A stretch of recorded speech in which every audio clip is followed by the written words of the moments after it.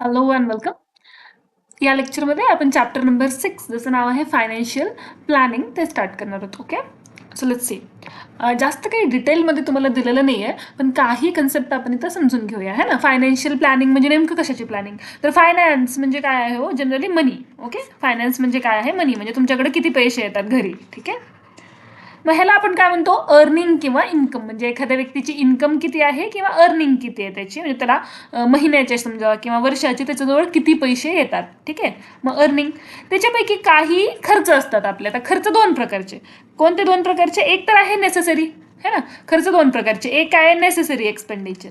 Necessary expenditure म्हणजे काय? ज्या रोजच्या लागणाऱ्या गरजा आहेत, जे खर्चल्याशिवाय चालणार नाही. जसं की अन्न, फूड, क्लोथ, है ना. तर कपड्यावर खर्च करणार नाही तर चालेल का? नाही. बिना कपड्याचे राहू शकत नाही. अन्नावर खर्च करणार नाही तर चालेल का? नाही. तुम्ही उपाशी राहू शकत नाही. ठीक आहे, मग ह्या सगळ्या गोष्टी कशामध्ये येतात? नेसेसरी एक्सपेंडिचरमध्ये येतात. ओके, नाव सी.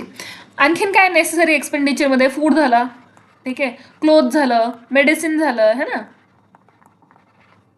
आणि नेक्स्ट काय? अननेसेसरी किंवा लक्झरी, है ना.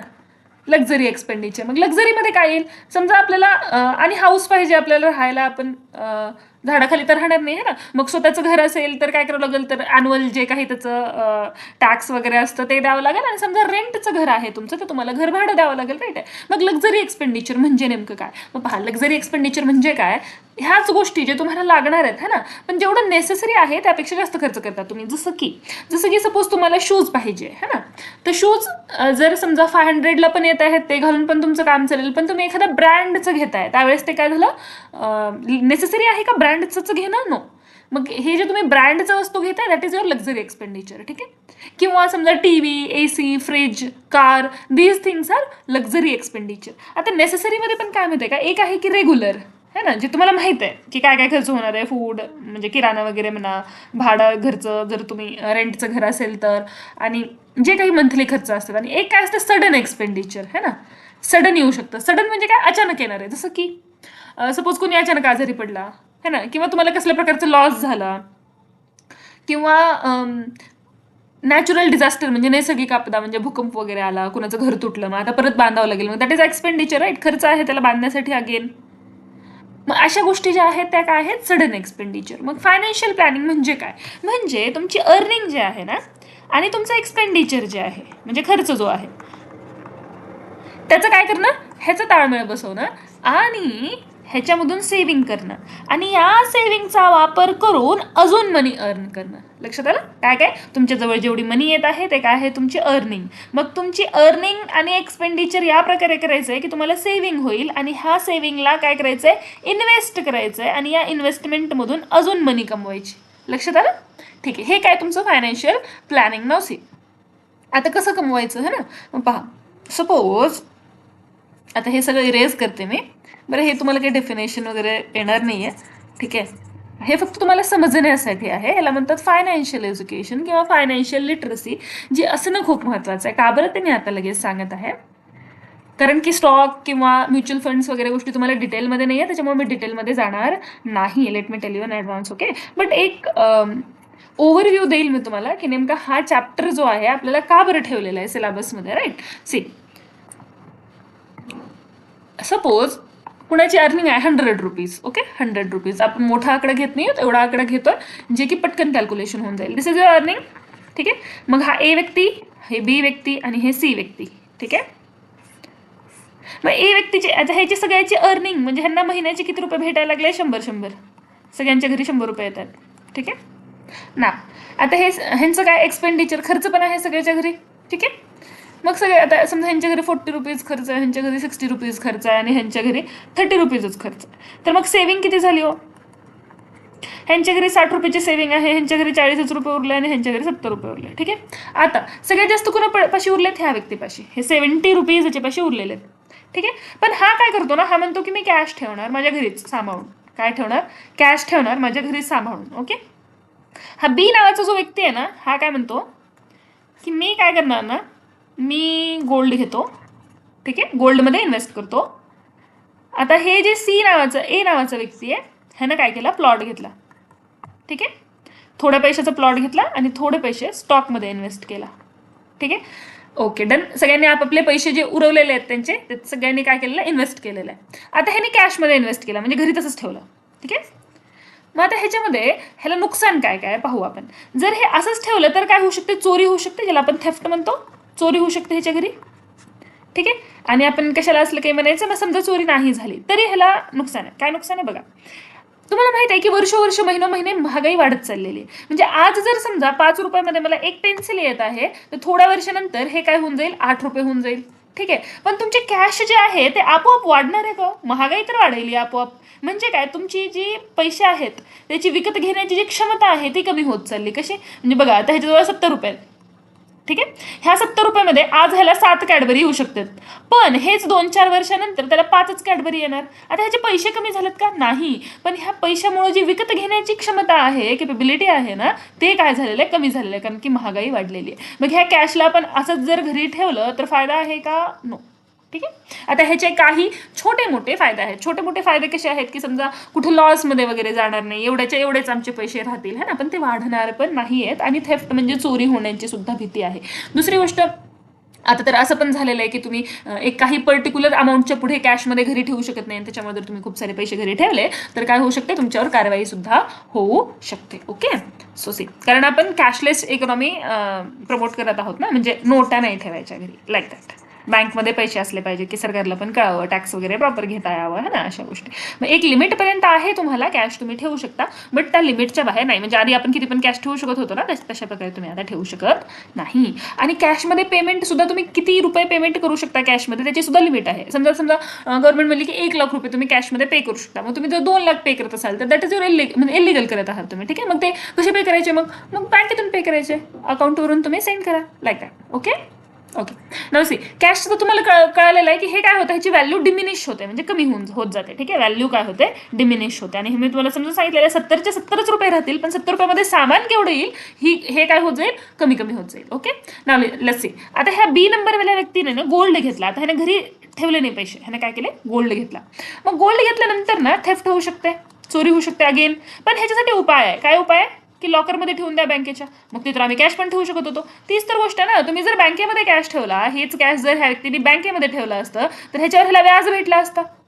ह्याच्यावर काय भेटलं असतं ह्याला, अरे कुठे गेलं पेन, ओके, ह्याला काय भेटलं असतं, ह्याच्यावर व्याज भेटला असता. म्हणजे समजा तुम्ही 100 रुपये बँकेमध्ये ठेवले आणि त्यांनी म्हणले की 6% व्याज आहे किंवा 4% व्याज आहे, तर काय होईल, 104 रुपये होऊन जाईल नंतर, है ना. म्हणजे हे बँक तुम्हाला काय देणार, कारण की तुम्ही तुमचे पैसे त्याच्याजवळ ठेवलेले आहेत बँकजवळ, आणि बँक वापर करणार आहे त्या पैशाचा, त्याच्यामुळे त्यांनी तुम्हाला व्याज देईल. पण हा व्यक्ती काय म्हणतो की नाही, माझे पैसे, माझा कॅश माझ्या घरी सांभाळून राहील, मी दुसरीकडे ठेवणार नाही, आणि त्याच्यामुळे त्याचं नुकसान होत आहे. ओके. मग आता ह्याने काय केला, गोल्ड घेतला. मग हे थेफ्ट होणे म्हणून ह्याने लॉकरमध्ये ठेवला. आता गोल्डचे प्राइस काय होते, वाढते, पण हळूहळू वाढते. त्याच्यामुळे ह्याचा फायदा आहे पण खूप जास्त नाही. दुसरी गोष्ट, गोल्डला लिमिट सुद्धा आहे. गोल्डला लिमिट सुद्धा आहे. जेव्हा तुम्ही टॅक्स भरत असताना तुमच्यापाशी किती गोल्ड आहे त्यानुसार तुम्हाला टॅक्स भरावा लागत असतो. ठीक आहे. मग टॅक्स सुद्धा आहे. ह्या सगळ्या गोष्टी आहेत. ठीक आहे. नसे थर्ड काय, आता ह्यानं प्लॉटमध्ये इन्व्हेस्ट केला, म्हणजे जमीन विकत घेतली. आता दोन्ही पण गोष्टी होऊ शकतात. या तर ह्या जमिनीची किंमत वाढू शकते, या तर ह्या जमिनीची किंमत कमी होऊ शकते, है ना. मग आता हे डिपेंड करते ह्याच्या डिसिजनवर की ह्यांनी कुठे प्लॉट घेतलेला आहे, कशा प्रकारचा प्लॉट घेतलेला आहे. पण हे थेफ्ट वगैरे होऊ शकतं का, नो ना. तिसरा ऑप्शन काय आहे, स्टॉक. ह्याने काय केलं, प्लॉटमध्ये पण इन्व्हेस्ट केला, स्टॉकमध्ये पण इन्व्हेस्ट केला. तर स्टॉकमध्ये पण हे वाढू पण शकते व्हॅल्यू आणि नुकसान पण होऊ शकतं ह्याला. पण जर तुम्ही प्रॉपरली इन्व्हेस्ट केलात ना स्टॉकमध्ये तर वाढण्याची काय म्हणतात त्याला, गुड चान्सेस असतात. अजून कशामध्ये इन्व्हेस्ट करू शकतो, FD ऐकला असेल शब्द तुम्ही, फिक्स डिपॉझिट जे बँकेमध्ये करतात, है ना. 1 मिनिट, लेट मी रेज दिस. आता कारण की आपण जास्त व्यक्ती घेतले नव्हते, कोणी व्यक्ती FD मध्ये पण इन्व्हेस्ट करू शकतो. FD म्हणजे काय असतंय, म्हणजे पहा बँक कशी काम करते ना, हे थोडंसं 2 मिनिटांमध्ये मी तुम्हाला सांगते. ह्या सगळ्या गोष्टी सुद्धा माहीत असणं आपल्याला गरजेचं आहे. आता मला ना आधी हमेशा असा विचार पडत होता की आपण बँकेमध्ये जाऊन आपल्या घरचे पैसे ठेवतो आणि बँक आपल्याला एक्स्ट्रा पैसे देते, ज्याला आपण व्याज म्हणतो, है ना. म्हणजे मी 100 रुपये ठेवले, काही दिवसानंतर मी गेले काढायला तर बँकेने मला 110 रुपये दिले, म्हणजे 10 रुपये तर एक्स्ट्रा दिले, ते तर माझे नव्हते, है ना, ते तर बँकेचे आहेत. मग हे मी 100 रुपये ठेवले, बँकेने मला 110 रुपये दिले, तर बँकेचा फायदा काय ह्याच्यामध्ये, बँक कशी चालायला लागली. मग पहा, ही बँक आहे, हा व्यक्ती A आहे आणि हा व्यक्ती B आहे. ठीक आहे. ह्या A व्यक्तीने आपले पैसे नेऊन बँकेमध्ये जमा केले. ठीक आहे. ह्या ए व्यक्तीने आपले पैसे नेऊन जमा केले. मग ते खूप साऱ्या प्रकारमध्ये करू शकतात. ते FD करू शकतात, ते बँक आपल्या खात्यावर पैसे ठेवू शकतात अकाउंटवर, किंवा अजून सरकारच्या खूप साऱ्या योजना असतात त्याच्यामध्ये ते इन्व्हेस्ट करू शकतात, है ना. म्हणजे समजा की तुम्ही आज 1,00,000 रुपये जमा करा आणि 3 वर्षानंतर तुम्हाला 6% व्याजने भेटेल किंवा 7.5% व्याजने भेटेल. म्हणजे 3 वर्षानंतर काय होईल, तुम्ही 1,00,000 रुपये जमा केलात आणि मग 7.5 म्हणजे 7,500 7,500 7,500 ते किती झाले, 21,500. आणि मग त्याच्यावर अजून, कारण कंपाऊंड इंटरेस्ट असतं बँकेमध्ये, मग 21,500 3 वर्ष तुम्ही ठेवलात म्हणून ते तुम्हाला एक्स्ट्रा देतील व्याज म्हणून, लाईक दॅट. मग आता बँकेजवळ पैसे आले, ह्या व्यक्तीने नेऊन हे पैसे बँकेमध्ये ठेवले, आता बँकेजवळ पैसे आले. मग बँक काय करणार, आपले पैसे सांभाळून ठेवणार का, की चला आम्ही सांभाळून ठेवत आहोत, तुमचे पैसे तुमच्या घरी चोरी होतील म्हणून? नाही. बँक काय करतात, आता हा बी व्यक्ती आहे, ह्याला बिझनेस करायचा आहे समजा, बिझनेससाठी तर पैसे लागतील आणि सगळे पैसे काय ह्याच्या घरी नसतात. मग हा काय करेल, हा जाईल बँकेमध्ये आणि म्हणेल की मला कर्ज पाहिजे, है ना. मग बँक काय करेल, ह्याला लोन देईल. बँक काय करेल, ह्याला लोन देईल, ठीक आहे. आता बँकेने तुम्हाला काय म्हणलं होतं की आम्ही तुम्हाला 6.5% देऊ, आम्ही तुम्हाला, किंवा 6 घेऊ आपण, 6% देऊ. म्हणजे काय, म्हणजे तुम्ही मला 100 रुपये दिलात तर मी तुम्हाला रिटर्न किती करणार, 106 रुपये देणार, है ना. मग आता हे काय 6 रुपये बँक भरून देते का त्याच्या? नाही. काय करते मग बघा, आता हे लोन दिलं ह्याला, मग ह्याला काय म्हणणार बँक, की आम्ही तुला कितीने लोन देणार, 8% देणार. कितीने देणार, 8%. म्हणजे आम्ही जर तुला 100 रुपये दिले तर तू आम्हाला किती वापस करायचे, 108 रुपये वापस करायचे. बघा आता हे 108 रुपये आले बँकेजवळ, बँकेने तुम्हाला तुमचे 106 रुपये देऊन टाकले, बँकेने तुम्हाला तुमचे 106 रुपये देऊन टाकले. आणि हे जे 2 रुपये आहेत ना, हे आता बँकेचे आहेत. बँक ह्याच्यामधून काय करणार, आपल्या त्यांचे जे एम्प्लॉईज असतात त्याची सॅलरी देणार, बँक आपला खर्च बघणार, है ना, आणि ह्या सगळ्या गोष्टी करणार. मग हे काही एवढी छोटी रक्कम नसते, मी तुम्हाला एक कन्सेप्ट सांगण्यासाठी छोटे छोटे रक्कम घेतलेल्या, ती बँक काम कशी करते. मग बघा, आपला पण फायदा आहे, आपण जर आपलं कॅश बँकेमध्ये नेऊन ठेवलं तर आपला पण फायदा आहे का बरं, आपल्याला इंटरेस्ट भेटतो आणि बँकेचा पण फायदा आहे की बँकेजवळ पैसे असणार. लोकांचा पण फायदा आहे की लोकांना लोन भेटणार. तुम्ही म्हणणार की दुसऱ्यांना लोन द्यायचं आहे म्हणून आम्ही आमचे पैसे का नेऊन ठेवायचे. पहा, हे फक्त आपल्या आणि किंवा हे लोन आणि ह्या गोष्टीपर्यंत डिपेंड नाही आहे, ठीक आहे. बिझनेस करण्यासाठी काय लागतो, भांडवल लागतं, राईट, कॅपिटल लागतं. आणि हे कॅपिटल कुठून येणार, मग हे आपलेच पैसे वापर होणार. ज्या देशापाशी जेवढं मोठं कॅपिटल आहे ना, त्याचं बिझनेस तेवढं मोठं आहे. बिझनेस तेवढं मोठं आहे तर तिथं काय म्हणतात त्याला, जे सर्क्युलेशन आहे मनीचं ते तेवढं जास्त आहे ना. आणि जेवढं मोठं बिझनेस त्याच्यामध्ये काम करण्यासाठी तेवढे लोक लागणार, म्हणजे त्याच्यामध्ये जॉब क्रिएट होईल, राईट आहे. आणि जॉब मग अगेन आपल्यासारख्याच नॉर्मल व्यक्तींना जॉब लागत असते. मग जेवढं बिझनेस वाढेल तेवढे काय वाढतील, जॉब्स वाढतील. जेवढं बिझनेस वाढेल तेवढे काय वाढतील, जॉब्स वाढतील. आणि हे बिझनेस केव्हा वाढेल, जेव्हा पैसे येतील. पैसे कुठून येतील, ते बिचारे बँकेतून लोन घेतील. आणि मग बँकेमध्ये पैसे कुठून येणार, जेव्हा आपण पैसे जाऊन जमा करणार. त्याच्यामुळे घरी कॅश ठेवण्यापेक्षा बँकेमध्ये तुम्ही त्याला ठेवलेलं जास्त चांगलं आहे, ठीक आहे. आता अजून फायनान्शियल प्लॅनिंगमध्ये काही गोष्टी असतात की टॅक्स वगैरे किती कसं असतं, ह्या सगळ्या गोष्टी. मग आता हे पुढे जेव्हा टॅक्सचा कन्सेप्ट येईल त्यावेळेस मी तुम्हाला सांगेन. आता फास्टमध्ये आपण आपल्या एक्झामच्या दृष्टीने पण रिवाईज करून घेऊया. तुमच्या लक्षात आलं असेल, इन्कम किंवा अर्निंग म्हणजे काय हो. इन्कम किंवा अर्निंग म्हणजे तुमच्याजवळ महिन्याचे किती पैसे आले, महिन्याचे वर्षाचे जे काही असेल किती पैसे आले तुमच्याजवळ, टोटल पैसे तुमचे, दॅट इज युअर इन्कम ना. एक्सपेंडिचर म्हणजे काय, किती पैसे तुम्ही खर्च केला, दॅट इज युअर एक्सपेंडिचर. आणि सेव्हिंग म्हणजे काय, तुमच्याजवळ खर्च करून आता किती रुपये उरलेले आहेत, ठीक आहे. खर्च करून आता किती रुपये उरलेले आहेत. मग आपण ह्याच्यावरून एक फॉर्म्युला बनवू शकतो. काय बनवू शकतो, सेव्हिंग म्हणजे किती उरलेले आहेत हे कसं कळेल, इज इक्वल टू अर्निंग, ज्यालाच की आपण इन्कम म्हणतो, मायनस एक्सपेंडिचर, है ना. तुमच्याजवळ किती रुपये आले आणि त्याच्यातून किती खर्च केले हे जर तुम्ही मायनस केलात, इन्कम मायनस एक्सपेंडिचर, ठीक आहे. सेव्हिंग म्हणजे काय हो, बचत. अर्निंग म्हणजे काय, कमाई, मायनस कमाई म्हणा, वेतन, सॅलरी म्हणा, है ना, कमाई किंवा वेतन, मायनस एक्सपेंडिचर म्हणजे खर्च. हा एक छोटासा फॉर्म्युला तयार झाला, राईट. हे फॉर्म्युला लक्षात ठेवा. आता हा फर्स्ट फॉर्म्युला आहे आपला. Now let's go to other things. आता मी तुम्हाला काय सांगितलं होतं की बँक तुम्हाला काय देते हो, व्याज देते. बँक तुम्हाला काय देते, व्याज देते, इंटरेस्ट. आता हे जे व्याज नावाचा प्रकार आहे ना, हे काय नेमकं, हे 2 प्रकारचे असतात व्याज. सिंपल असते आणि कंपाऊंड इंटरेस्ट असते. एक सिंपल इंटरेस्ट आणि एक कंपाऊंड इंटरेस्ट. हे काय असतं हे पण 2 मिनिटांमध्ये आपण पटकन समजून घेऊया. ओके, सिंपल इंटरेस्ट काय आणि कंपाऊंड इंटरेस्ट काय. मग समजा तुम्ही ते जुना पिक्चर पाहिला असेल ना, की म्हणजे त्याच्यामध्ये एक लाला असतो आणि मग तो कर्ज देतो आणि त्या कर्जाच्या आड ते काय करतंय, व्याजवर व्याज, व्याजवर व्याज, व्याजवर व्याज, इतका व्याज लावतो जितकं की त्याने पैसे पण दिलेले नसते, त्याच्यापेक्षा जास्त त्याचे व्याज होऊन जातं. मग हा वाला व्याज कोणता आहे, हा कंपाऊंड इंटरेस्ट आहे, सिंपल इंटरेस्ट नव्हे, ठीक आहे. मग फरक काय ते बघू. मग आता बघा, एका व्यक्तीने ना 2 व्यक्ती आहेत, ए आणि बी. ह्यांनी काय केलं ना, 100 रुपये कर्ज घेतला, ठीक आहे. ह्या दोघांनी पण किती घेतला, 100 रुपये कर्ज घेतला. पण ए न घेतला सिंपल इंटरेस्ट, ए न घेतला सिंपलवाला आणि बी न घेतला कंपाऊंडवाला. ए न घेतला सिंपलवाला आणि बी न घेतला कंपाऊंडवाला. आता फरक काय बघा. मग आता हे किती 5% घेतलं ह्यांनी समजा, है ना, 5% इयरली, 5% वार्षिक किंवा 10% करून टाका, 10% इयरली, म्हणजे प्रत्येक वर्षाचे 10 रुपये ह्याला द्यावे लागेल. मग बघा, आता 5 वर्षासाठी घेतला, 5 इयर्ससाठी, है ना, 5 वर्षासाठी घेतला, मग एला किती रुपये द्यावे लागतील वापस? 100 रुपये जेवढे घेतले होते आणि प्रत्येक वर्षाचे 10 रुपये. मग पहिल्या वर्षाचे 10, दुसऱ्याचे 10, तिसऱ्याचे 10 असे करून प्रत्येक वर्षाचे 10 रुपये म्हणजे 150 रुपये ह्याला द्यावे लागतील. ठीक आहे. आता बीला बघा, पहिल्या वर्षामध्ये बीचं काय झालं, 100 रुपये त्यांना घेतला जे होता ते आणि 10 रुपये त्याचा व्याज, म्हणजे 110 रुपये. ठीक आहे. दुसऱ्या वर्षी काय होईल माहिती आहे का, आता आपण जे हे मुद्दल हे जे 100 रुपये घेतले होते ना त्याच्यावर व्याज नाही लागणार. आता किती झालं, हे 110 रुपयावर व्याज लागणार. लक्षात आलं? 110 रुपयाचे 10%, 110 रुपयाचे 10% किती असतात, 11 रुपये असतात. म्हणजे ह्याला आता किती लागणार व्याज, 121 रुपये. आता थर्ड इयरमध्ये काय होऊन जाईल, तिसऱ्या वर्षामध्ये मुद्दल जे आहे म्हणजे प्रिन्सिपल 110 रुपये नाही, काय पकडणार तो, 121 रुपये, म्हणजे व्याजवर सुद्धा व्याज लागतो. ठीक आहे. आणि सेम थिंग ना बँकेमध्ये असतं, जेव्हा आपण बँकमध्ये पैसे जमा करतो ना, समजा तुम्ही 1000 रुपये जमा केले आणि 1000 रुपयावर 6% व्याज आहे. ठीक आहे. मग 3 महिन्यानंतर ते 1000 रुपयावर 6% जेवढे केवढे होतील, 60 रुपये होतात, 1060 रुपये तुम्हाला दाखवेल की तुमच्या बँकेमध्ये आहे. त्याच्या पुढचे जे 3 महिने आहेत ना ते 1000 रुपयावर नाही देणार, 1060 रुपयावर 3%, सॉरी म्हणजे जेवढे केवढे टक्के असतील ते देणार, 6% समजा, तर 1060 रुपयावर देणार. लक्षात आलं, नॉट की 1000 रुपयावर. म्हणजे व्याजवर सुद्धा व्याज भेटतं. तर लोनचं पण तसंच असते, व्याजवर सुद्धा त्यांनी व्याज घेतात. मग तिसऱ्या वर्षी काय झालं बघा, 121 रुपये आणि 121 रुपयाचे अगेन तुम्ही काढा 10% किती होतं, तर 12 रुपये 10 पैसे. ठीक आहे. मग आता किती झालं भांडवल बघा, 121 रुपये आणि 12 रुपये 10 पैसे, हे किती झालं, 133 रुपये 10 पैसे, 133 रुपये 10 पैसे.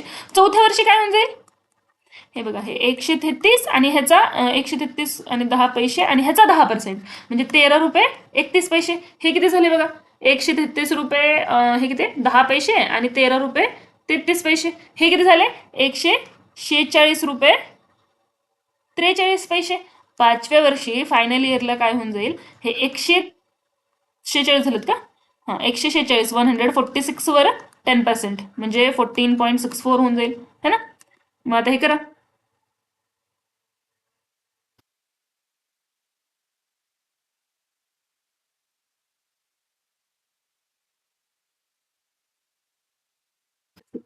हे किती होऊन जाईल, 161 रुपये.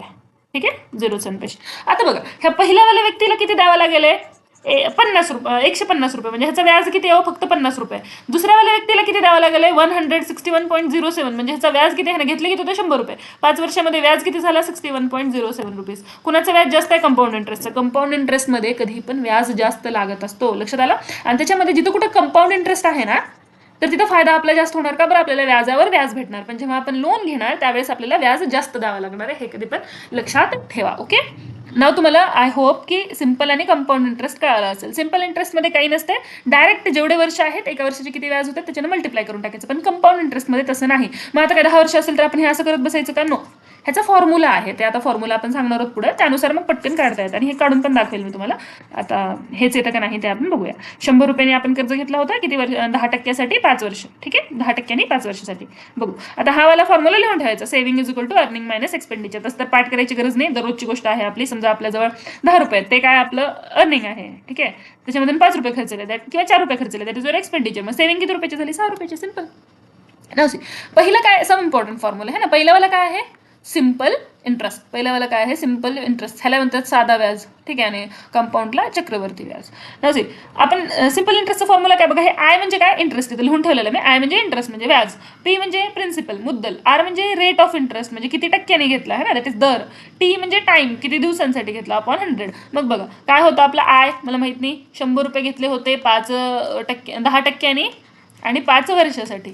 ठीक आहे, कॅन्सल कॅन्सल कॅन्सल कॅन्सल, 10 5 50, 50 रुपये आले का नाही व्याज, आणि टोटल त्याला वापस किती, हे तर व्याज झालं. ठीक आहे, लक्षात आलं. इंटरेस्टचा formula I is equal to P into R into T upon 100.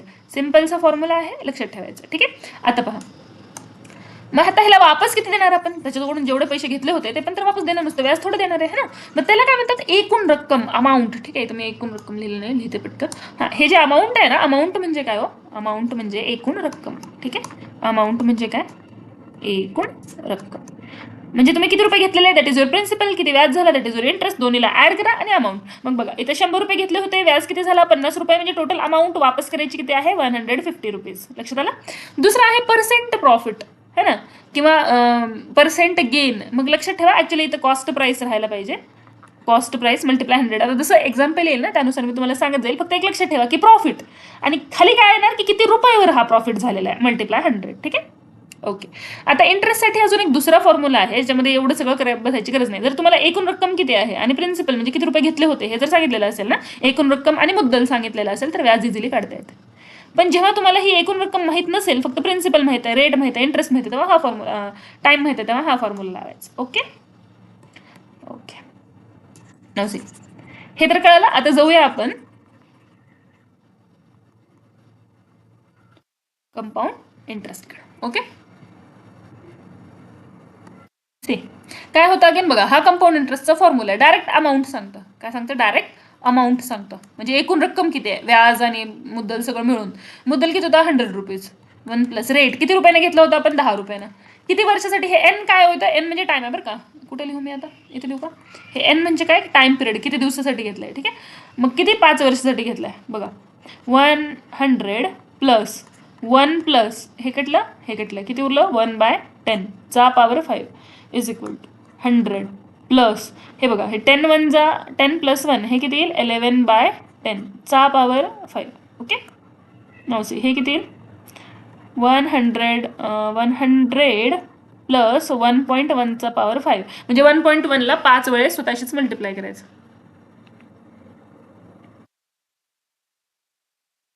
करा. 1.1 ला 5 वेळेस मल्टिप्लाय काय येतं बघा.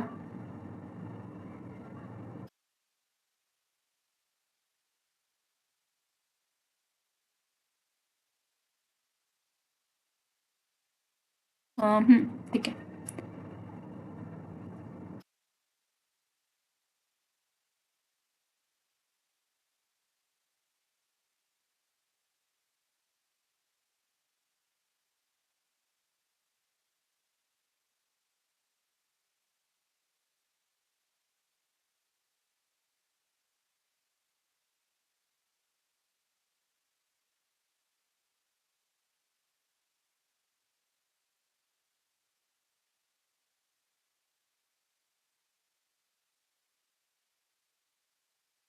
Okay 1 minute.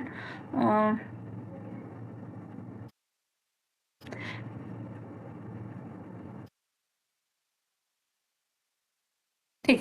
हे करून बघितलात ना, स्क्वेअर वगैरे पर्यंत पाठ आहे, क्यूब पर्यंत सुद्धा 5 वेळेस तुम्ही मल्टिप्लाय करून बघा. हे ॲक्च्युली म्हणजे ॲक्च्युअल क्वेश्चन नाही, that is Y I am not doing it.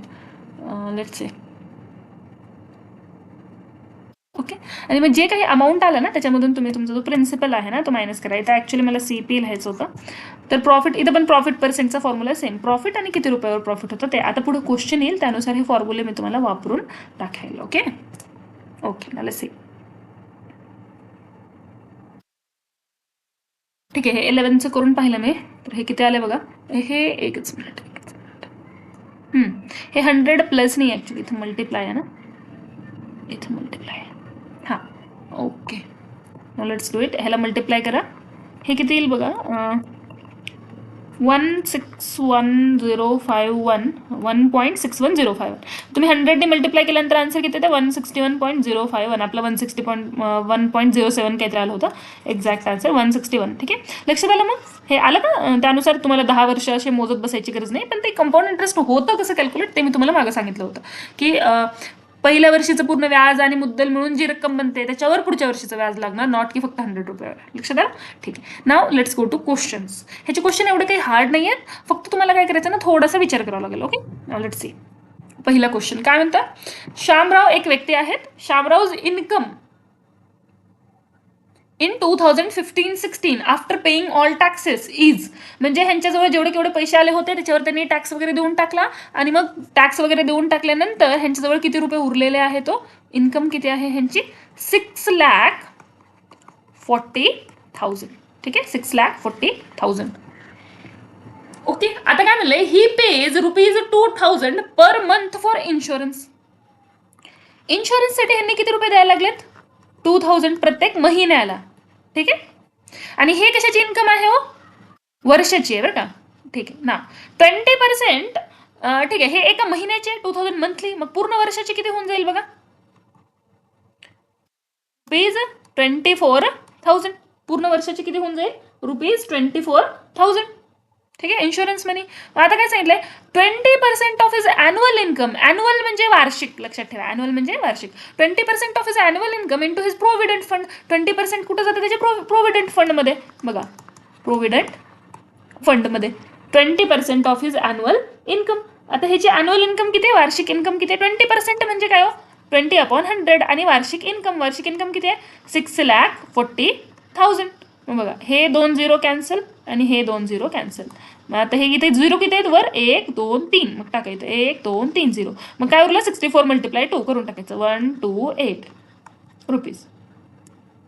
1,28,000 rupees ह्याचे कुठे चालले? प्रोव्हिडंट फंडमध्ये. म्हणजे ज्यांची जॉब वगैरे असते ना, त्याच्यामध्ये प्रोव्हिडंट फंड कटत असतो. आणि मग शेवटी जेव्हा तुम्ही रिझाईन करत आहात किंवा जेव्हा तुमची आता रिटायरमेंट झाली, तर शेवटी हे पीएफ नाव ऐकलं असेल, दॅट इज प्रोव्हिडंट फंड. हे शेवटी प्रोव्हिडंट फंडचे पैसे येत असतात आपल्याला वापस. ठीक आहे. मग हे एका प्रकारची सेव्हिंगच आहे. कारण की जेवढे सॅलरी दिली तेवढे मिडल क्लास माणसाची खर्चच असते. मग थोडंसं जर बाजूला होत राहिलं तर ते चांगलं असतं. He puts side ₹500 per month for emergencies. बघा, इथं काही खर्च त्यांनी वार्षिक सांगितलेले आहेत आणि काही महिन्याचे सांगितलेले आहेत. म्हणजे महिन्याचे आहेत त्याला आपण वर्षामध्ये कन्वर्ट करायचे. ठीक आहे. मग इमर्जन्सी मनी ह्यांनी किती ठेवतात? इमर्जन्सी सेव्हिंग काय ह्यांचं? इमर्जन्सी अमाऊंट किती आहे? महिन्याचे 500. मग वर्षाचे किती? 12 महिन्यांनी मल्टिप्लाय करून टाका. हे किती आहे? 6,000 रुपये. ओके ना. How much money does he have for his yearly spending. मग बघा, आता हे काय त्याची इन्कम आहे पहिलीवाली. पण ह्या बाकीच्या जे 3 गोष्टी आहेत, हे काय हो? ह्याची इन्कम आहे पहिली. अॅन्युअल इन्कम आहे. ठीक आहे. वार्षिक इन्कम आहे. हे अॅन्युअल इन्कम आहे. हे दुसरं काय त्याचा खर्च आहे? इन्शुरन्स. म्हणजे इन्शुरन्ससाठी त्यांनी किती पैसे भरायला लागलेत? महिन्याचे 2,000, मग वर्षाचे 24,000. तिसरं काय? अगेन खर्चच आहे. कधीतरी ते येईल तुम्हाला सेव्हिंग म्हणून, पण सध्यासाठी ते काय खर्च आहे? तुमच्या सॅलरीतून वापस चाललंय प्रोव्हिडंट फंड, है ना. आणि इमर्जन्सीसाठी जे तुम्ही बाजूला पैसे ठेवत आहात ते तुम्ही खर्च करू शकता का? नाही. मग ते एका प्रकारचं खर्चच आहे, त्याला तुम्ही बाजूला ठेवत आहात, है ना. आता बघा, ह्याच्याजवळ खर्चायला पैसे किती उरले असं विचारले त्यांनी. मग खर्चायला पैसे किती उरणार? काय होतं बघा? Income minus saving equal to expenditure, है ना. तुमची रेग्युलर दररोजचे खर्च करण्यासाठी वार्षिक किती रुपये आहेत ह्याच्याजवळ हे विचारायला लागले. मग ह्याच्याजवळ टोटल पैसे किती आले आणि त्याच्यापैकी त्यानं इन्व्हेस्टमेंट म्हणजे काय काय, कुठं इन्शुरन्स, कुठं काही ह्याच्यामध्ये किती रुपये खर्चले? जेवढे उरले ते बाकीचं रेग्युलर खर्चासाठी, किराणा वगैरे वगैरे जे काही असतं त्यासाठी वापरू शकतो. इन्कम किती बघायची? 6,40,000 रुपये. आणि हे बाकी ह्या सगळ्या प्रकारची सेव्हिंग म्हणा किंवा ह्याला तुम्ही खर्च म्हणा, जे काही म्हणा, हे किती उरले बघा? 24,000 प्लस 6,000 प्लस 1,28,000. हे सगळं ह्याच्यामधून मायनस करून टाका, भेटून जाते. मग बघा, हे किती येईल? 6,40,000. थांबा एक मिनिट.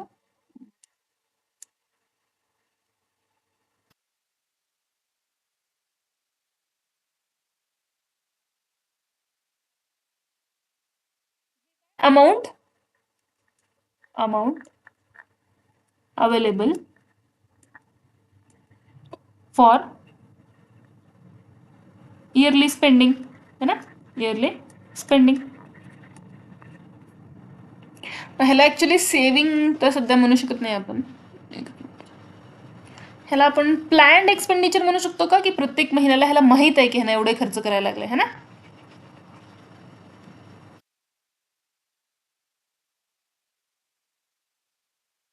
ह्याला म्हणा planned expenditure. Okay, planned expenditure. Planned expenditure is equal to amount. आता इथं मी शॉर्टमध्ये लिहायला लागले, मला माझ्याजवळ जागा नाही, तुम्ही पूर्ण लिहायचं. Available for yearly spending. ठीक आहे. ठीक आहे. आता हे सगळं प्लस मायनस करून टाका. हे बघा, 24,000 आणि 6,000 हे किती येईल? 24 आणि 6 30,000. आणि ह्याच्यामध्ये 30,000 ऍड करून टाका. हे किती येईल? 1,58,000. मग आता बघा, हे किती येईल?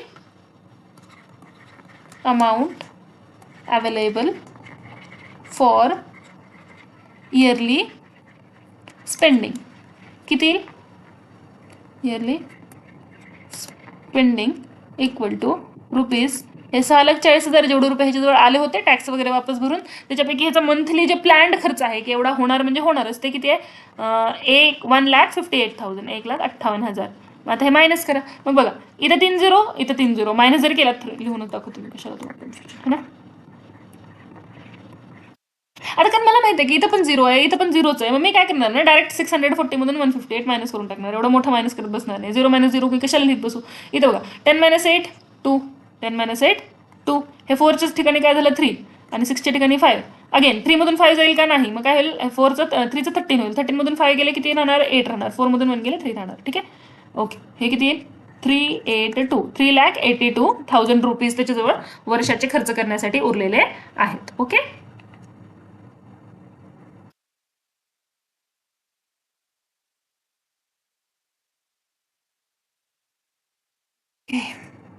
बरोबर आहे का आपला आन्सर, इकडे बघून घेऊया.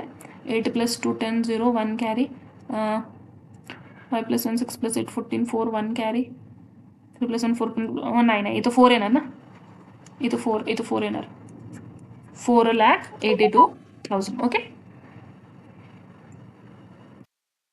ते प्लस मायनस नेट करायचं आहे. आता दुसऱ्या क्वेश्चनकडे जाऊ. काय हार्ड होतं का नाही, ह्याच्याजवळ वर्षाचे किती यायला लागलेत आणि मग त्यांना प्रत्येक महिन्याला खर्च किती करायला लागला मायनस करून टाकायचं, झालं संपलं. सेकंड क्वेश्चनकडे जाऊया आपण.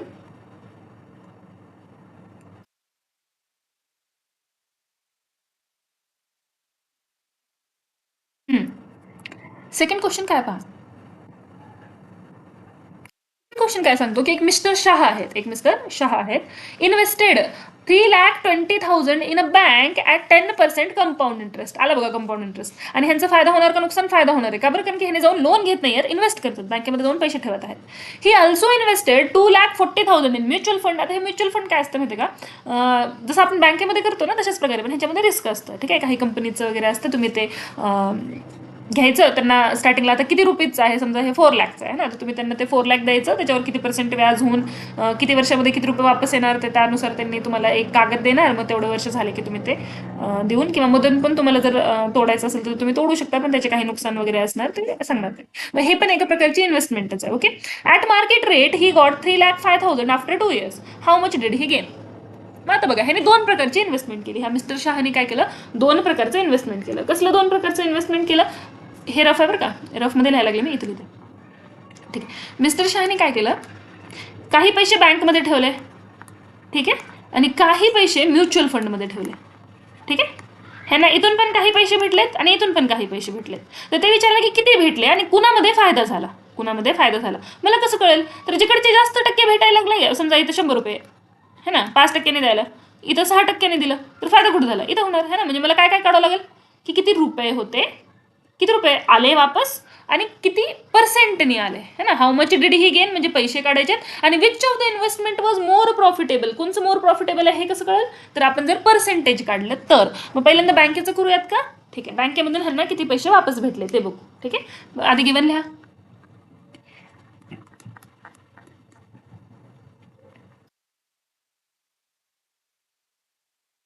इन्व्हेस्टेड इन बँक, बँकेमध्ये किती रुपये इन्व्हेस्ट केले, रुपीज 3,20,000. ठीक आहे, रेट 10% होता. हां, आणि टाइम मला माहित नाही मॅडम म्हणणार तुम्ही, तर बघा टाइम इथे सांगितलेलं 2 वर्षानंतर, आफ्टर 2 years. म्युच्युअल फंडमधून किती भेटले, मग आफ्टर 2 years बँकेतून किती भेटले, आणि दोन्हीला काय करायचं तुम्हाला कम्पेअर करायचं. मग टाइम किती आहे हो, 2 years. देन ओके, नवसे आता काढायचं नंबर 1 है ना. नंबर 1 काय येईल, कंपाऊंड इंटरेस्ट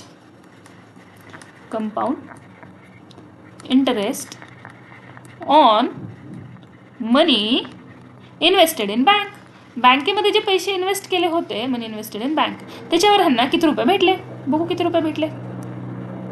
तर त्याच्यामध्ये डायरेक्ट येते बघा, अमाऊंट येते डायरेक्ट है ना. तर फॉर्म्युला काय, A is equal to principal multiply 1 + rate upon 100 power n. बघा प्रिन्सिपल किती होता, 3,20,000 रुपये, 20,000. ओके, मल्टिप्लाय रेट किती आहे, किती % केले, 10%. मग 1 + 10/100 किती वर्षासाठी, 2 वर्षासाठी. डन, नाव सी. आता काही 3,20,000 रुपये मल्टिप्लाय हे करा. हे जेव्हा तुम्ही हे कॅन्सल 1/10 येईल. 1 + 1/10 जर केलं ना तर हे 11/10 येतं. 10 1 क्रॉस मल्टिप्लाय करायचं. 10 1 10 1 1 1 करून ते 11/10 येतं. ठीक आहे. 1 मिनिट.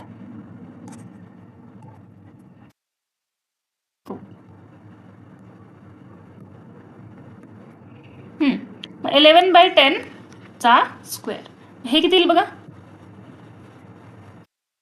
अमाऊंट इक्वल टू, इथं मी शॉर्टमध्ये लिहायला 3,20,000 मल्टिप्लाय 11/10 10/11 11/10 मल्टिप्लाय 11/10 का बरं स्क्वेअर आहे ना. मग हे 10 हे 0 0 2 0 इकडचे 2 0 कॅन्सल करायचे. हे किती येईल 3,200 मल्टिप्लाय 11 मल्टिप्लाय 11 121. आता ह्याचा आन्सर किती येते बघा.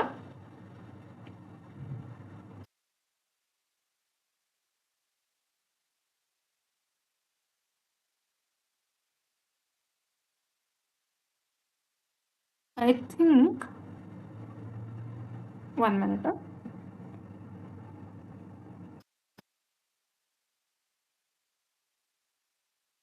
3,87,000 येते. ठीक आहे. अमाऊंट ह्यांना बँकेतून किती रुपये भेटले 3,87,000. इंटरेस्ट किती भेटले. इंटरेस्टचा फॉर्म्युला काय बघा. Amount minus principal. किती रुपये भेटले आणि किती भरले होते स्टार्टिंगला 3,20,000 भरले होते. मग इंटरेस्ट किती आलं ₹67 आलं का 67.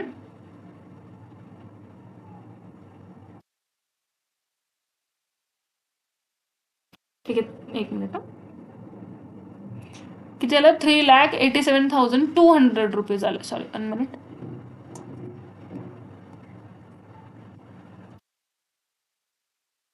3,87,200 रुपीज आले.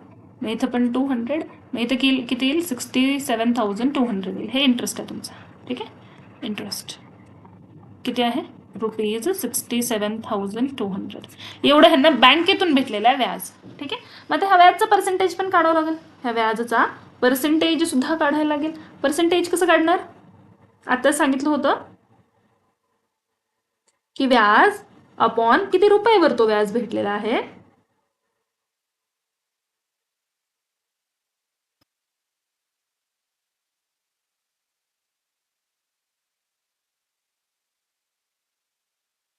$100. ओके.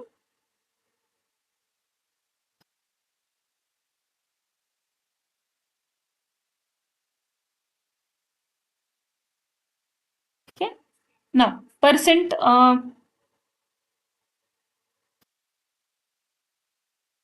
पर्सेंटेज गेन ह्यांना फायदा किती झालेला आहे ना. पर्सेंटनी जर आपण बघायला गेलं तर बघा किती रुपये ह्यांनी टाकले होते बँकेमध्ये 3,20,000. किती रुपये भेटले ह्यांना एक्स्ट्राचे 67,200 एक्स्ट्रा भेटले. मल्टिप्लाय 100 म्हणजे फायदा कितीचा झाला 67,200चा. 3,20,000 तर आपणच भरले होते बँकेमध्ये. बघा हे कॅन्सल आहे कॅन्सल. आता हे खालचं 0 वरचं 0 कॅन्सल. वरचं 0 हे खालचं 0 कॅन्सल. किती उरलं 672/32. डिवाइड करूया ह्याला. डिवाइड केलं तर किती येतं पहा. इथं 16 इथं 3 3 6 6 2 32 एक उरला 16 1 16 सॉरी 16 2 32 16 1 16 किती आलं 21%. पर्सेंट गेन किती आहे पर्सेंट गेन 21% म्हणजे 21% व्याजनी बँकेतून भेटलेलं आहे. ओके. एवढं मोठं जनरली बँकेमध्ये व्याज नसतंय पण आपण समजूया कारण की आपल्याला गणितामध्ये आहे ना की ह्यांना भेटलं बाबा. ठीक आहे. ओके. मग आता बँकेचं तर झालं कार्यक्रम. आता कोण आहे बँकेचं संपलं. आता म्युच्युअल फंड आहे. ओके. मग सेकंड आता बघू म्युच्युअल फंडमधून किती रुपये भेटले किती पर्सेंटने भेटले आहे ना. पहा 2,40,000 रुपये टाकले होते आणि भेटले किती 3,05,000 रुपये 2 वर्षानंतर. ओके.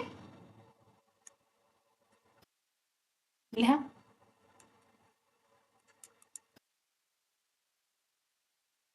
अमाऊंट किंवा सरळ gain of mister Shah from mutual fund. ठीक आहे. म्युच्युअल फंड्समधून गेन किती झाला तर किती रुपये टाकले होते 3,20,000 रुपये टाकले होते. किती भेटले त्यांना सॉरी 3,20,000 नाही किती टाकले होते 2,40,000 टाकले होते आणि भेटले किती 3,20,000. मग भेटले किती तुम्हाला 3,20,000 टाकले किती होते तुम्ही 2,40,000. म्हणजे एक्स्ट्राचे पैसे किती किती आले, दॅट इज युअर गेन. मग गेन कितीचा आहे बघा इथे, 3,00,000. Let me read the question once again. हां, 3,05,000 आहे, नॉट की 3,20,000. तुमच्यासमोर पुस्तक असेल तर तुम्ही पाहू शकता, माझ्याजवळ पुस्तक नाही आहे. I have to see in the laptop only. Okay, 3,05,000. Okay, ठीक आहे. आता हे करा मायनस. 3,00,000 मधून 2040 गेले 60,000 आणि हे 65,000 आहे ना, ₹65,000. मग आता बघा, पहिल्या नजरेत ना तुम्हाला काय दिसायला लागलंय, इथे किती भेटले बँकेतून भेटले 67,200.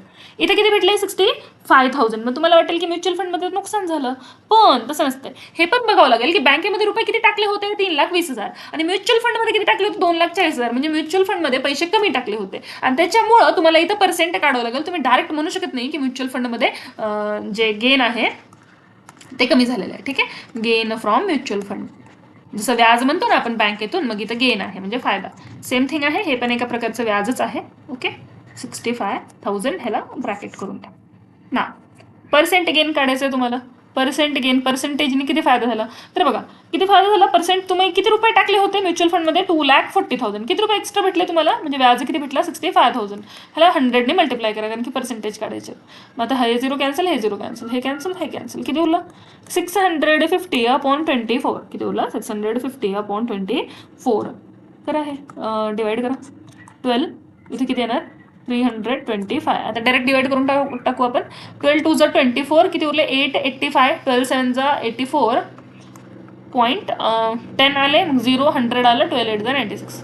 27.08% gain from percentage gain from mutual fund equal to. बघा आता कुठं जास्त फायदा झाला ह्यांना, 27.08% म्युच्युअल फंडमध्ये. पण जर रिअल लाईफचं सांगायचं म्हणलं तर बँक हे म्युच्युअल फंडपेक्षा थोडंसं जास्त सिक्युअर आहे ना. बँक तुमची रातोरात पैसे घेऊन पळू शकत नाही. मग म्युच्युअल फंड थोडंसं ह्याच्यापेक्षा जास्त रिस्की आहे. ओके, गणितामध्ये जरी म्युच्युअल फंडमध्ये जास्त फायदा झाला तर रिअल लाईफमध्ये अजून खूप सारे फॅक्टर असतात है ना. तुम्ही कशा प्रकारचे छोटे इन्व्हेस्टर आहात, मोठे इन्व्हेस्टर आहात, सॅलरी मॅन आहात, कशा प्रकारच्या म्युच्युअल फंडमध्ये इन्व्हेस्ट करायला लागलात, लॉंग टर्म इन्व्हेस्टमेंट आहे का, शॉर्ट टर्म इन्व्हेस्टमेंट आहे, अशा खूप साऱ्या गोष्टी तिथे लक्षात घ्याव्या लागतात. ओके,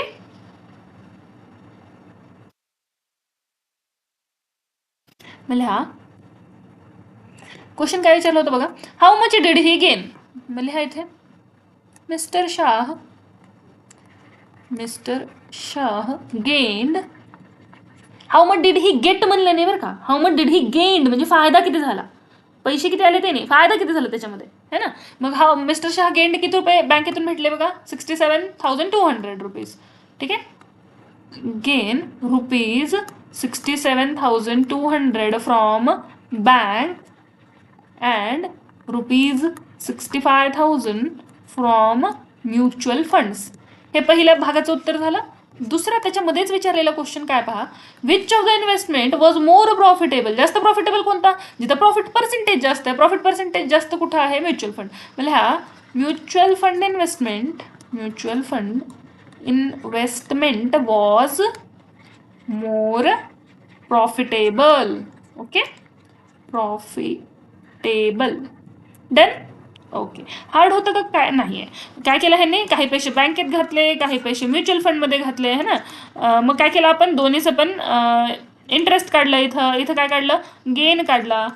इथं पर्सेंटेज गेन काढला, म्हणजे 100 रुपयावर किती रुपयाचा फायदा, आणि इथं पर्सेंट इंटरेस्ट काढला, म्हणजे 100 रुपयावर किती रुपयाचं इंटरेस्ट, व्याज. आता बघा, तुम्ही जेव्हा लोन घेता, व्याज आपल्या घरून देता, तेव्हा नुकसान आहे. पण जेव्हा तुम्ही इन्व्हेस्टमेंट करता त्याच्यावर व्याज घेताय, म्हणजे तुमचे जे पैसे नव्हते पण पैशावर पैसे तुम्ही कमवायला लागले. ठीक आहे, 1,00,000 रुपयाचे तुम्हाला 1,10,000 भेटायला लागले, 10,000 तुमचे होते का नाही, तुम्ही त्या 1,00,000 रुपयावर कमवलेले आहेत. Okay, like that. मग जिथं जास्त इंटरेस्ट भेटणार किंवा जिथे जास्त गेन होणार, दॅट इज अ प्रॉफिटेबल. इथे जास्त गेन झाला, म्युच्युअल फंड ह्याच्यासाठी प्रॉफिटेबल होता. Okay, now let's stop here, म्हणजे not stop here, let's erase this question. हा क्वेश्चन झालेला आहे. Let's go to the next question. Solve example आपण आज करून घेऊया and then we will see the practice set itself. Okay, मग practice set आपण उद्यासाठी ठेवूया वाटलं तर, because this is an introduction lecture. I don't want it to get very long. Okay, colour पेनचं चेंज करूया. Okay, mister Shaikh invested 4 lakh in a glass industry. आता ह्यांनी बिझनेसमध्ये इन्व्हेस्ट करायला लागले. ठीक आहे ना. आफ्टर 2 years, 2 वर्षानंतर ही रिसिव्ड 5,02,000 फ्रॉम द इंडस्ट्री, है ना. Putting aside the original investment, he invested the gains, पैसे डायरेक्ट नाही, गेन्स, फायदा जो झाला होता तो इन्व्हेस्ट केलाय in a fix deposit and in shares in ratio 3:2. ठीक आहे. मग how much amount did he invested originally in H of the schemes. पाहू काय होतं मग. आता हे मिस्टर शेख आहेत है ना, ह्यांनी काय केलंय की 4 लाख रुपये एका ग्लास इंडस्ट्रीमध्ये म्हणजे काचेच्या बिझनेसमध्ये घातला. ठीक आहे. मग given investment in glass industry, glass इंडस्ट्रीमध्ये इन्व्हेस्टमेंट किती रुपयाची आहे ह्यांची, ₹4 लाख. ओके. नाव गेन आफ्टर अमाऊंट रिसिव्ड म्हणजे भेटला अमाऊंट आफ्टर 2 इयर्स, 2 वर्षानंतर ग्लास इंडस्ट्री पासून ह्यांना पैसे किती वापस भेटले, 5,20,000. ठीक आहे. म्हणजे 4 लाख त्यांचं मुद्दल तर भेटलेलंच आहे, भांडवल तर भेटलेलंच आहे, त्याच्यावर एक्स्ट्रा व्याज पण भेटलेलं आहे. आता ह्यांनी एक हुशारी केली. काय हुशारी केली की हे जे 4 लाख रुपये त्यांनी स्टार्टिंगला इन्व्हेस्ट केले होते ना, ते 4 लाख रुपये त्यांनी वापस काढून घेतले आणि हे जे एक्स्ट्रा त्यांना पैसे भेटलेले, जे फायदा झालेला आहे 1,20,000, त्याला त्यांनी पुढे इन्व्हेस्ट केले. बघा शेअरमध्ये वगैरे जे इन्व्हेस्टमेंट करतात ना, हेच गोष्ट चालतं की स्टार्टिंगला तुम्ही आपल्या घरची थोडीशी भांडवल लावता आणि मग त्याच्यानंतर काय करतात, हळूहळू ते भांडवल काढून घेतात आणि मग त्यांना जो फायदा झालेला आहे त्या फायद्याचा फायदा मनी पैशापासून पैसे बनवत राहतात. ओके. Let's see. मग आता ह्याच्यापासून आपल्याला आधी गेन काढावं लागेल, कारण त्यांनी पुढे काय सांगितलेलं आहे की हे ओरिजिनल इन्व्हेस्टमेंट त्यांनी काढून घेतली आणि गेन जो होता त्या गेनला अजून पुढे इन्व्हेस्ट केलं. मग आधी गेन तर काढा. Therefore gain from glass industry, काचेच्या बिझनेसमधून ह्यांना फायदा किती झाला बघू. किती फायदा झाला, 2 वर्षानंतर किती रुपये भेटले मायनस ह्यांनी किती रुपये लावले होते, भांडवल किती लावलं होतं. 1 मिनिट, कॉमा थोडं गडबड झालेलं आहे.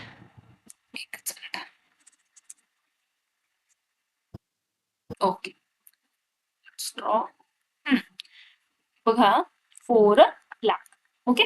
मग किती रुपयाचा ह्यांना फायदा झालेला, ₹1,20,000 ह्यांचा गेन आहे, 1,20,000 रुपये गेन आहे, gain from glass industry, gain from glass industry. एक भाग झालेला आहे क्वेश्चनचा. आता पुढे जाऊया. आता हे जे 1,20,000 रुपये आहेत ना, हे ह्यांनी इन्व्हेस्ट केले, हे ह्यांनी काय केले पुढं इन्व्हेस्ट केले. कोणत्या रेशोमध्ये, 3:2 मध्ये. आता हे रेशोचं भानगड थोडं समजून घ्या. ओके. समजा तुम्हाला असं दिलं 3:2 जसं इथं दिलेलं आहे. मग आता 3 रुपये एकीकडे आणि 2 रुपये एकीकडे केले का, येस. पण एक अजून गोष्ट, आता ह्याला जेव्हा फ्रॅक्शनमध्ये लिहायचं ना आपल्याला, काय करायचं, हे बघा इथं 3 रुपये दिले, इथं 2 रुपये दिले, पण किती पैकी हे जर काढायचं आहे तर काय करायचं, ह्या दोन्हीला ऍड करून टाकायचं. 3 आणि 2 किती होतात, 5. म्हणजे 5 रुपयामधले 3 रुपये एका जागी दिले आणि 5 रुपयामधले 2 रुपये एका जागी दिले. हे हमेशा लक्षात ठेवायचं. ठीक आहे. की 3/5, 2/5, हे जे 3:2 असतं. समजा तुम्हाला असं काहीतरी दिलेलं आहे की 7:5, ह्याचा अर्थ काय, 7 आणि 5 ला ऍड करा, हे किती येते 12. मग 7/12 आणि 5/12 हे फ्रॅक्शन आहेत. लक्षात आलं. समजा असं दिलेलं असेल 3:8, तर हे काय आहे 3 हे काय 3/11 आणि 8/11. लक्षात आलं. Like that. ठीक आहे. नाव इरेज करून टाकू हे आणि आपण आपल्या क्वेश्चनकडे जाऊया पटापट. हे लक्षात आलं असेल तुमच्या. I don't hope, I already know की हे आलं, एवढं काही हार्ड नाही आहे, आले तुमच्या लक्षात. असे ठीक आहे. आता जाऊ आपण किती किती रुपये ह्यांनी कोणत्या बिझनेसमध्ये घातले बघण्यासाठी. ठीक आहे. काय बघा, फिक्स डिपॉझिटमध्ये आणि शेअरमध्ये किती, फिक्स डिपॉझिटमध्ये 3 आणि शेअरमध्ये 2 रेशोमध्ये घातले. ठीक आहे. हे टोटल पैसे किती आहे, 1,20,000. ह्याच्यामध्ये amount invested in FD, invested in fixed deposit किती, तिसरा भाग किती पैकीचा, 5 पैकी. टोटल पैसे किती आहेत, 1,20,000. ठीक आहे. तर आता हे जर तुम्ही कॅल्क्युलेशन केला तर किती येईल बघा. 5 ने ह्याला डिवाइड करून टाका. हे तर 5 2 10, 5 4 20, 1 2 3 24 3 72 ₹72,000 यायला पाहिजे.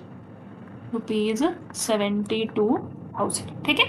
मग उरलेले पैसे कशामध्ये घातले, शेअर्समध्ये. ठीक आहे. मग नाव अमाऊंट 2 प्रकारे करू शकता बघा. अमाऊंट इन्व्हेस्टेड इन शेअर, या तर तुम्ही डायरेक्ट टोटल गेनमधून amount invested in FD minus करून टाका, किंवा 3/5 होतं ना, तर 2/5 सांगितलेलं पण आहे 3:2. मग 2/5 आणि टोटल गेन किती होता, ह्यांना किती पैसे भेटले होते ते. मग हे किती आलं बघा, हे येत आहे अगेन, हे 5 ने डिवाइड केलं तर हे किती होणार, 24,000. हे येते ₹48,000. ठीक आहे. ह्यांचं नाव काय होतं, मिस्टर शेख. लिहा. Therefore mister Shaikh invested ₹72,000 in FD आता फिक्स डिपॉझिट काय असते पटकन सांगून टाकते मी. And ₹48,000 in shares. ठीक आहे. बघा एफ डी म्हणजे काय असते, म्हणजे माझ्याजवळ समजा ₹100 आहेत. ठीक आहे. मी हे बँकेमध्ये टाकायला लागले एफ डी मध्ये, नॉट की अकाउंटमध्ये. जेव्हा मी अकाउंटमध्ये टाकते त्यावेळेस मी ₹100 कधी पण काढून घेऊ शकते, पण ज्यावेळेस मी एफ डी मध्ये टाकते त्यावेळेस समजा माझी 2 वर्षाची एफ डी आहे ना, तर मी 2 वर्षाच्या आधी काढू शकत नाही. 2 वर्षाच्या आधी हे भांडवल काढू शकत नाही. आणि बँकेला 2 वर्षापर्यंत हे माझे ₹100 वापरण्याचा चान्स भेटतो. आणि त्याच्यामुळे एफ डीवर ना व्याज जास्त भेटतो. एफ डीवर इंटरेस्ट काय भेटतो, जास्त असतो आपल्या सेव्हिंग अकाउंटवर जे आपण पैसे ठेवतो त्याच्यापेक्षा. समजा सेव्हिंग अकाउंटवर तुम्हाला 4.5% 4.5% द्यायला लागले तर 6% असतं एफ डीवर लाईक दॅट. का बरं? कारण की तुम्ही 2 वर्ष, 1 वर्ष, 3 महिने जेवढा दिवसाची एफ डी असेल तेवढे फिक्स टाइम तुम्ही त्या बँकेजवळ ते पैसे ठेवायला लागले आणि बँक त्याला लोन वगैरे देण्यामध्ये वापरायला लागले. That is why. Okay. So this is your F D. Now let's go to next question. Question number 4. हे रेस करून टाकूया आपण फक्त आणि मग क्वेश्चन नंबर 4 कडे जाऊया. आय होप तुम्हाला क्वेश्चन कळत असेल, एवढं काही हार्ड नाहीये. आता काय म्हणलंय, the ratio of mister Anil's monthly income to expenditure. Income म्हणजे किती रुपये यायला लागले आपल्याजवळ खर्चण्यासाठी, आणि एक्सपेंडिचर मध्ये खर्च किती आहे. Okay okay. 5:4. आता हे 5:4 ला तुम्ही कसं लिहिणार बघा. 5 + 4 9 म्हणजे 5/9 आणि 4/9. ठीक आहे. For mister Aman the same figure is 3:2. इथे 2 लोक आहेत, एक अनिल आणि एक अमन. ठीक आहे. बघू.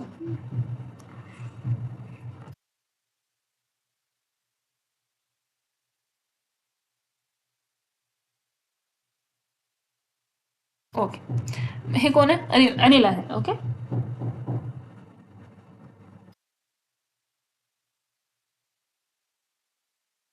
Anil's monthly income. ठीक आहे. अपॉन अनिल्स मंथली एक्सपेंडिचर म्हणजे खर्च. हे किती आहे, 5:4. ठीक आहे. सॉरी, इक्वल टू करा. 5:4. फॉर अमनसाठी सेम गोष्ट कशी आहे, 3:2. मग लिहा अमन्स मंथली इन्कम. हे किती आहे, 3:2 आहे. अपॉन अमन्स, हे नीट लिहायचं, अपॉन नीट काढायचं. अमन्स मंथली एक्सपेंडिचर म्हणजे महिन्याचा खर्च. मंथली एक्सपेंडिचर हे 3:2 आहे. ठीक आहे. Now 4% of Aman's monthly income is equal to 7% of Anil's monthly income. ह्याच्याकडे नंतर येऊ. पुढे काय म्हणले, if Anil's monthly expenditure is. मग बघा, हे अनिलची मंथली इन्कम 5 आहे म्हणजे ह्याला मी 5x म्हणून टाकू, काही फरक पडतो का, पडत नाही. मंथली एक्सपेंडिचरला मी 4x म्हणून टाकते. ठीक आहे. आता काय सांगितलं नाही, हां ठीक आहे, एक लक्ष द्या. हे इथं जरी एक्सपेंडिचर सांगितलं असेल ना, हे ॲक्च्युली इन्कम आहे बरं का, कारण बुकमध्ये ना सोल्युशन जे दिलेलं आहे त्यानुसार हे इन्कम आहे. मग मंथली इन्कम किती आहे अनिलची, 5x. ठीक आहे. अनिल्स मंथली इन्कम ही किती आहे, 5x. आणि ही मंथली इन्कम ह्यांनी सांगितलेली किती आहे, 96,000 रुपीज. ह्याला महिन्याचे 96,000 पगार येत आहे. ठीक आहे. 5x. आता हे एक्सची व्हॅल्यू काढा. एक्सची व्हॅल्यू काढण्यासाठी काय करावं लागेल, ह्या एक्स सोबत जे कोणी आहे, सोबत कोण आहे, 5 आहे. मग ह्या 5 ने डिवाइड करून टाका. 5 ने डिवाइड काय येतं बघा answer, x is equal to answer काय डिवाइड केल्यानंतर 5 1 जा 5, 4 उरले, 5 1 जा 5, 4 उरले, 46, 5 9 जा 45, 5 2 जा 10 आणि 0. हे किती आलं, एक्स इज इक्वल टू 1920. आता बघा काय मंथली इन्कम तर माहिती आहे 96,000. Anil's monthly expenditure, Anil's monthly expenditure खर्च किती आहे अनिलचा मंथली, खर्च किती बघा एक्सपेंडिचर ह्याचा 4x आहे. आणि एक्स किती आहे तुमचा 1920. ह्याला मल्टिप्लाय करा बघा. 4 2 जा 8, 4 9 जा 36, 6 3 कॅरी, 4 1 जा 4 आणि 3 7. ठीक आहे. 7,000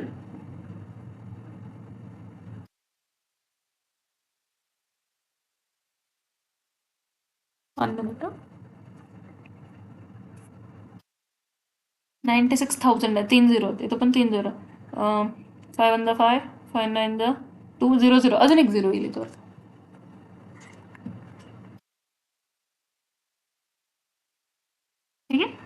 76,800 हे अनिलचं मंथली एक्सपेंडिचर आहे. अनिलचं इन्कम माहीत पडलं, एक्सपेंडिचर माहीत पडलं. आता काय करायचं बघा, अमनचं अॅन्युअल इन्कम, अमनचं प्रत्येक वर्षाचं इन्कम आणि saving made by mister Anil and mister Aman.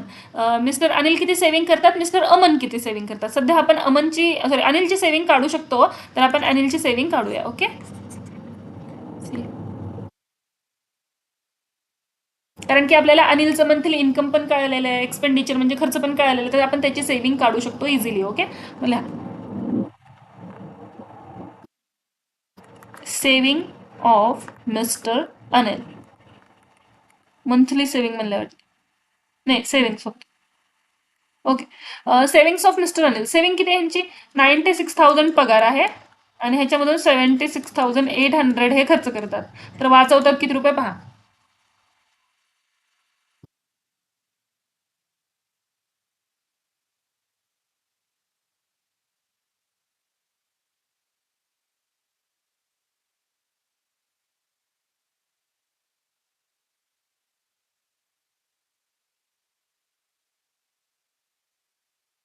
19,200 rupees वाचवतात हे. ओके ओके, मिस्टर अनिलची सेव्हिंग आलेली आहे. आता काय करायचं, आता आपण थोडंसं मिस्टर अमनकडे लक्ष देऊया. ठीक आहे, मग आपण एक कंडिशन घेतली नव्हती, हे वाली. एक मिनिट.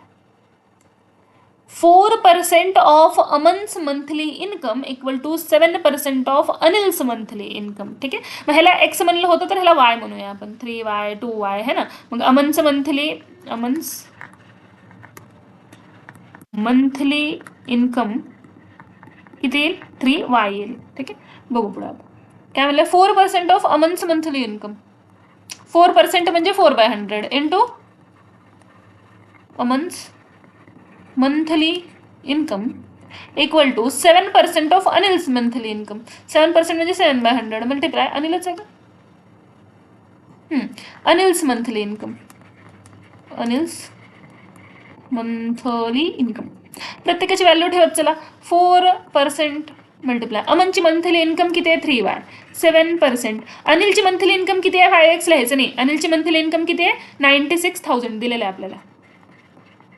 ठीक आहे, मग आता हे 2 0 कॅन्सल, हे 2 0 कॅन्सल है ना. मग आता इथे किती येतं बघा, 3y इक्वल टू 7 मल्टिप्लाय 960. आता इथं लक्ष द्या, हे जे 4/100 आहे ना, हे इकडे येईल आणि हे होऊन जाईल 100/4. ओके, मग 3y इक्वल टू किती येते बघा, हे सगळं करा, ह्याला डिवाइड करायचं. मग हे येतं 7 मल्टिप्लाय 20 मल्टिप्लाय 960. ओके, मग अजून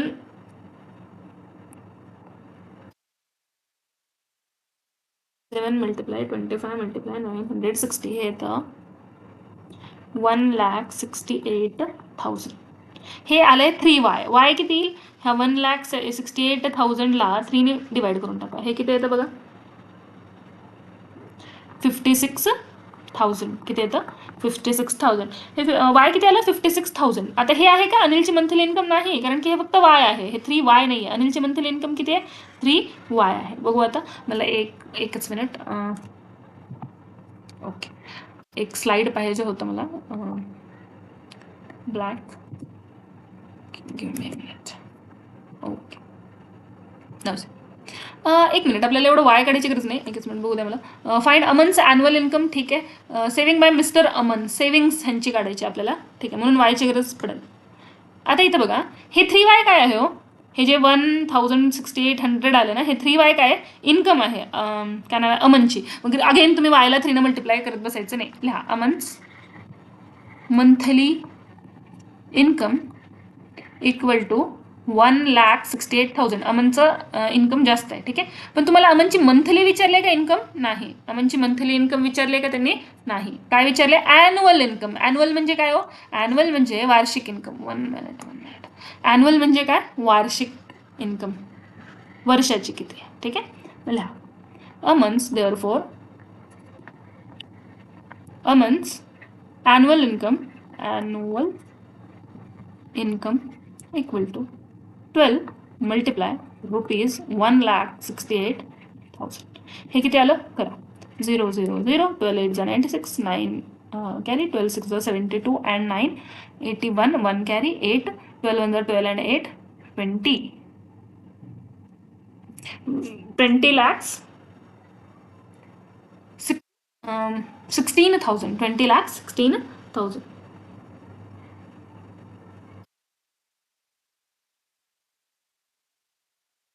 ओके, हे आहे अमनची monthly annual income. Okay, Aman's annual income. वार्षिक इन्कम आली. आता काय करायचं बघा, काय काय राहिलं बघून टाकूया आपण एकदा, कारण की क्वेश्चनमध्ये 3-4 पार्ट आहेत ना, म्हणून किचकट वाटत असेल. क्वेश्चन काही किचकट नाही. ॲन्युअल इन्कम काढली का? येस. अनिलची काढली का? सेव्हिंग. येस. आता अमनची सेव्हिंग राहिली. अमनची सेव्हिंग काढूया आपण. अमनचं काय माहिती आहे आपल्याला? सेव्हिंगसाठी काय माहित पाहिजे? खर्च माहित पाहिजे आणि इन्कम माहित पाहिजे. इन्कम तर कळाली, खर्च कळाले का नाही? मग काढा एक्सपेंडिचर. अमन मंथली, किंवा सरळ एक काम करा,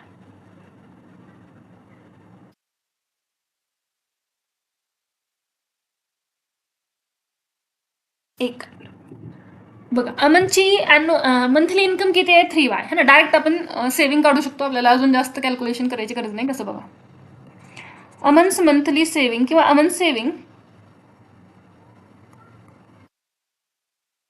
अमन्स saving equal to Aman's monthly saving.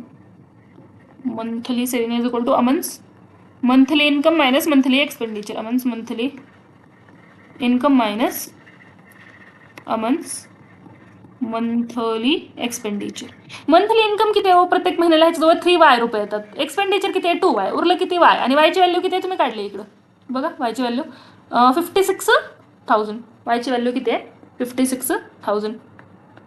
56,000 हे झाली अमनची सेव्हिंग. म्हणजे अमनचं सेव्हिंग. अमनची सेव्हिंग पण तुम्हाला कळाली. डन. ओके, आता एकदा पटकन बघून घेऊया की हा प्रॉब्लेम होता काय है ना, कारण की आपण एक एक एक एक पार्ट करत गेलो आणि कारण की 3-4 पार्ट होते तर तुम्हाला किचकट वाटत असेल. थोडंसं फ्लो चार्टने बघून घेऊया की क्वेश्चन होता काय है ना. बघा, 2 व्यक्ती दिले होते. एक होता अनिल आणि दुसरं होतं अमन. ठीक आहे. ह्याचं काय काढायचं होतं? सेव्हिंग. ह्याची पण काय काढायची होती? सेव्हिंग. आणि ह्याची काय काढायची होती? अजून ॲन्युअल इन्कम सुद्धा काढायची होती. ॲन्युअल इन्कम सुद्धा काढायची होती. दिलं काय होतं? दिलं काय होतं बघा, 5x आणि 4x. एकच मिनिट हा. दिलं काय होतं इथं? इन्कम दिली होती 5x, एक्सपेंडिचर दिलं होतं 4x. मग सेव्हिंग किती असेल बघा? सेव्हिंग किती असेल? 5x minus 4x. म्हणजे एक्सची जी काही व्हॅल्यू आली असेल ते अनिलची सेव्हिंग आहे. लक्षात आलं? डन. ह्याचं काय दिलं होतं? इन्कम दिलं होतं 3Y, एक्सपेंडिचर दिलं होतं 2Y. मग सेव्हिंग किती आली? 3Y minus 2Y. वायची जी काही व्हॅल्यू आली तर त्याची सेव्हिंग आहे. डन. ओके, मग आता इन्कम किती येणार? महिन्याची मंथली इन्कम किती आहे? मंथली इन्कम किती आहे? 3Y. वर्षाची किती येणार? ह्या 3Yला जे काही आन्सर आलं त्याला 12 ने मल्टिप्लाय करून टाका. इझी. मग क्वेश्चन काही हार्ड नव्हता. फक्त क्वेश्चनमध्ये ना खूप सारे पार्ट दिले होते त्याच्यामुळे तुम्हाला ते हार्ड वाटतंय. ठीक आहे. त्याला जर तुम्ही एक एक एक पार्ट करून घ्याल तर ते खूप इझी जाईल ना. 5.1 घ्यायचं आपल्याला. त्याच्यामध्ये तुम्ही बघणार ना की डिरेक्ट क्वेश्चन विचारलेले आहेत. एवढे जास्त त्याच्यामध्ये खूप सारे पार्ट सांगितले नाही. हे पण काढा, ते पण काढा, ते पण काढा सांगितलेलं नाही. त्याच्यामुळे कदाचित तुम्हाला प्रॅक्टिस सेट जे आहे ते ह्याच्यापेक्षा इझी एखाद्या वेळेस वाटू शकतं. आय होप की तुम्हाला कन्सेप्ट कळाला असेल आणि जे काही कन्सेप्ट कळाले नसतील तुम्ही ते कमेंट सेक्शनमध्ये विचारू शकता. Let's stop here. आता ह्याच्यानंतर आपण काय करणार? Practice set 6.1. ओके.